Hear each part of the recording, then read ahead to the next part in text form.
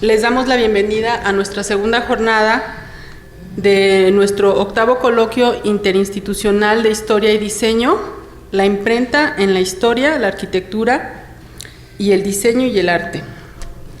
El día de hoy vamos a iniciar con nuestra segunda mesa, el Porfiriato y los albores revolucionarios.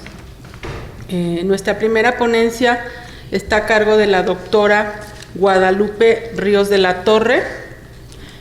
La doctora Guadalupe es profesora investigadora del Departamento de Humanidades de la UAM Azcapotzalco. Es doctora en Historia por la Universidad Nacional Autónoma de México. Y las líneas de investigación en las que colabora son Historia Social y Vida Cotidiana. Es editora de la revista electrónica Tiempo y Escritura. Ha sido editora desde 2006 a 2013. Ha realizado diversas publicaciones y series de artículos en revistas nacionales e internacionales sobre investigaciones sobre el siglo XIX y siglo XX. Y bueno, tiene una extensa carrera en el ámbito académico, pero bueno, vamos a darle la bienvenida. Pues muchas gracias. Qué amables. Muchas gracias. Bueno, como siempre, dar las gracias a los representantes y a los directivos del recinto Juárez y también, bueno, al área de Historia del Diseño, a Martín y a todos ustedes. Muchas gracias por invitarnos para que participáramos. Bueno, la ponencia que yo les voy a dar son los espejos de la mujer en el Porfiriato. Y empiezo con un epígrafe: llamar a la mujer el sexo débil es una calumnia. Es la injusticia del hombre hacia la mujer. Si por fuerza se entiende la fuerza bruta, entonces en verdad la mujer es menos bruta que el hombre. Y si por fuerza se entiende el poder moral, entonces la mujer es inmensamente superior. Gandhi. La prensa. El oficio de la prensa durante el Porfiriato tuvo una dimensión más amplia e importante de lo que comúnmente ha sostenido la historiografía, tanto actual como posrevolucionaria, entre cuyas particularidades se destaca su fuerte tradición de lucha política y social. La prensa de la época fue uno de los órganos más importantes de difusión de la ideología dominante, de los cambios que se sucedieron durante el último cuarto del siglo y que fueron animados por la expansión mercantil mundial. El periódico, que diariamente llevaba información y reflexiones sobre el acontecer a los individuos y a sus familias, incorporó lo público nacional e internacional en los espacios de la vida privada. Durante el régimen porfirista, la prensa que fue partícipe de los anhelos modernizadores de los gobernantes y de las élites que se esforzaron por llevar a la práctica el viejo proyecto que databa de las últimas décadas de la etapa colonial, pero que se vio interrumpida a raíz de las luchas que padeció el país. Asimismo, la prensa fue vínculo entre las innovaciones científicas y tecnológicas, entre las corrientes culturales en boga, en los nuevos modos y los productos de importación.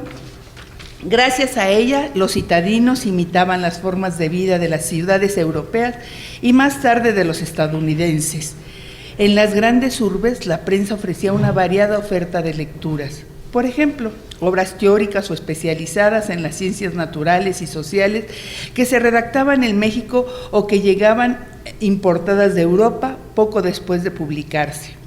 También estaban las novelas de autores mexicanos, que primero se publicaban por entregas en los periódicos y que se editaban en forma independiente y tenían éxito. Elemento que también determina la cantidad y calidad del periodismo al alcance de los lectores era la naturaleza del Estado y el sistema político correspondiente. La política, menciona Álvaro Matute, es imprescindible sin la prensa, la cual constituye una de las partes fundamentales y una de las expresiones de poder. El poder la necesita, como la necesita el ciudadano, de tal manera que aquel trata de cooptarla, de que convalide sus actos y evitar que se le oponga. Para la sociedad civil es también un mecanismo indispensable para expresar sus opiniones y ejercer presión para la consecución de sus demandas. El poder público necesita de una prensa oficial, de otra oficiosa, así como también necesita otra, la independiente, cuyo grado de afinidad o de oposición al poder será la nota distintiva en la cual la identifique la sociedad que sustenta, al dejarse guiar por ella como orientadora e informadora de su visión sobre los asuntos públicos.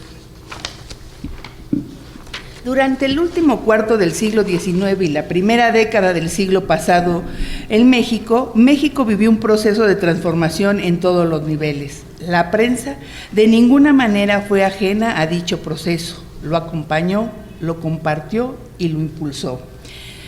La moral social.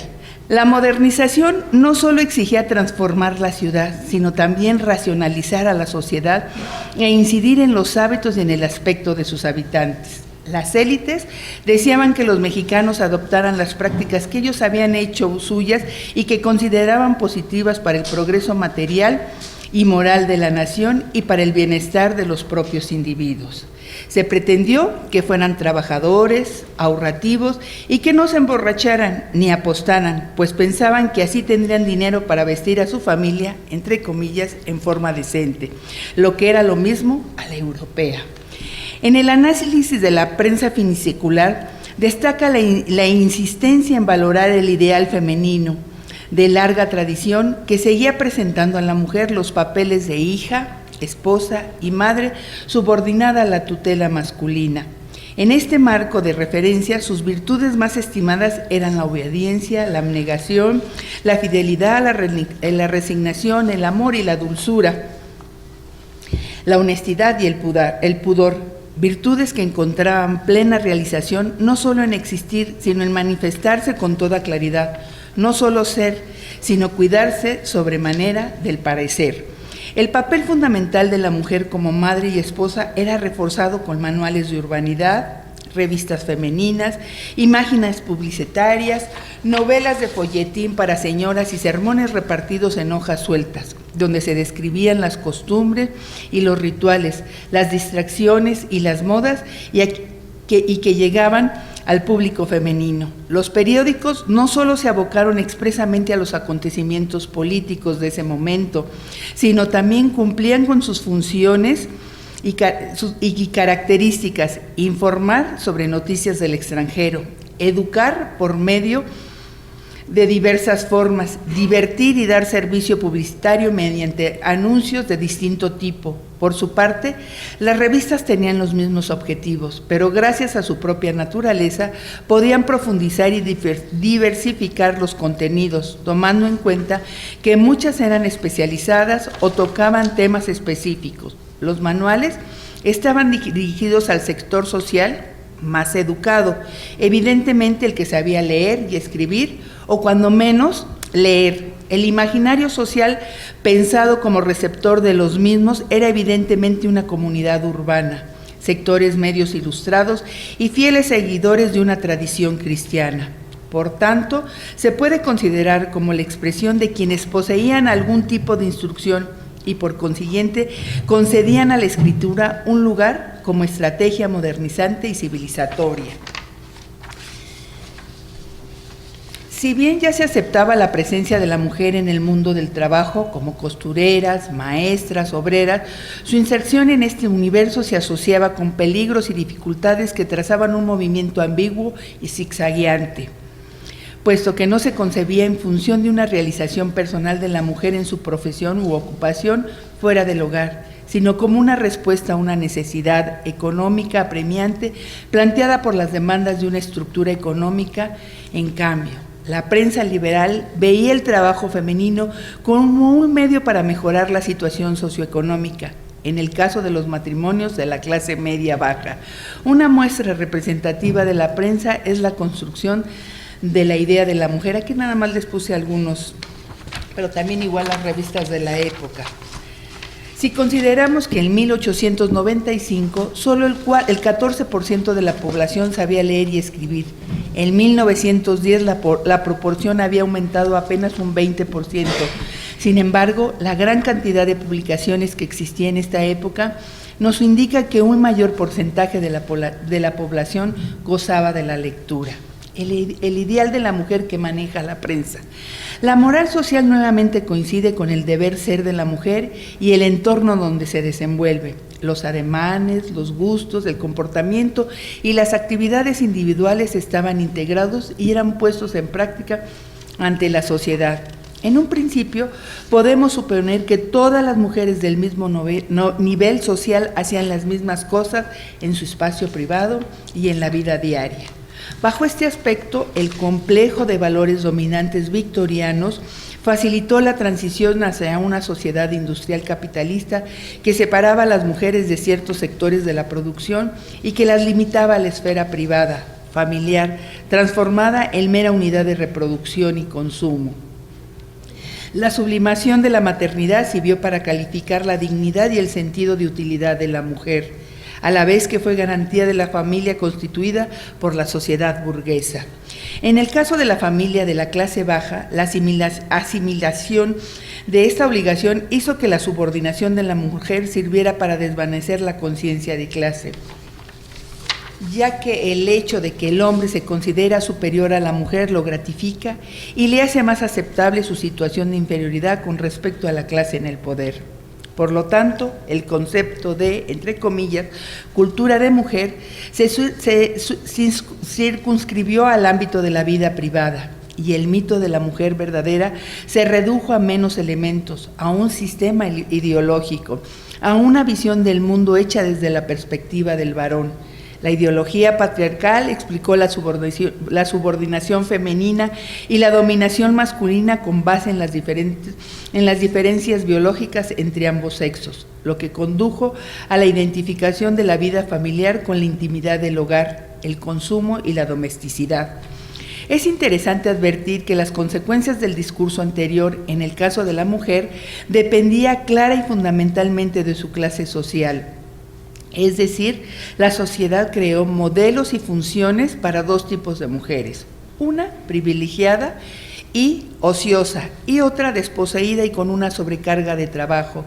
Ese mismo discurso, que databa desde la época colonial, pasaba por el siglo XIX y se vivió hasta los primeros años del siglo XX. Sostuvo que la esfera que correspondía a la mujer era la privada, donde las actividades femeninas pudieran realizarse en la esfera de la sexualidad, la vida familiar y la transmisión de prácticas, comportamientos, valores adscritos en dicho entorno.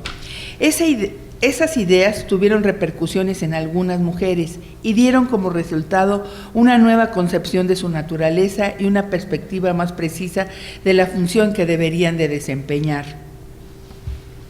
La de ama de casa. La familia se definió como una sociedad simple y natural, compuesta de ciertos individuos que mantenían relaciones mutuas bajo el gobierno privado de uno de ellos, donde la autoridad de uno significaba la sumisión del otro. Las analogías biologistas fueron populares, así colocaban los elementos según su posición. Los hombres eran cabeza, el cerebro, las mujeres, el cuerpo. La inferioridad adjudicaba a las mujeres era inherente a su función, la de esposa idónea o adecuada. El matrimonio era el momento culminante de la vida de las mujeres y se organizó con sumo cuidado, una preocupación en la vida de la futura esposa y de la propia desposada. La necesidad de tener un control en beneficio del orden social llevó al Estado y a la Iglesia a mantener el equilibrio entre sus respectivos campos de influencia. El primero se concentró esencialmente por aspectos precisos, como los asuntos legales relacionados con el comportamiento sexual y la institución matrimonial. Su prioridad fue dar legalidad marital para asegurar y proteger los bienes de los cónyuges y de sus hijos. La segunda estableció una cohesión sacramental para vincular todas las manifestaciones de la sexualidad desde el punto de vista teológico, la salvación del alma en pecado. Las mujeres se casaban porque era una forma de mantener una relación afectiva larga y estable con una sola persona, porque deseaban una casa, hijos, bienestar material y seguridad. Dentro de las cualidades del ser femenino se incluía el buscar el amor del hombre y ser monógama. Las mujeres fueron el centro del grupo doméstico y en torno a ellas giró la familia, la cual a su vez fue el espacio social y cultural privado. el campo de pertenencia de la madre, el padre y los hijos, en fin, la célula básica del Estado en la sociedad, y estuvo constituida por una serie de relaciones, instituciones y personajes.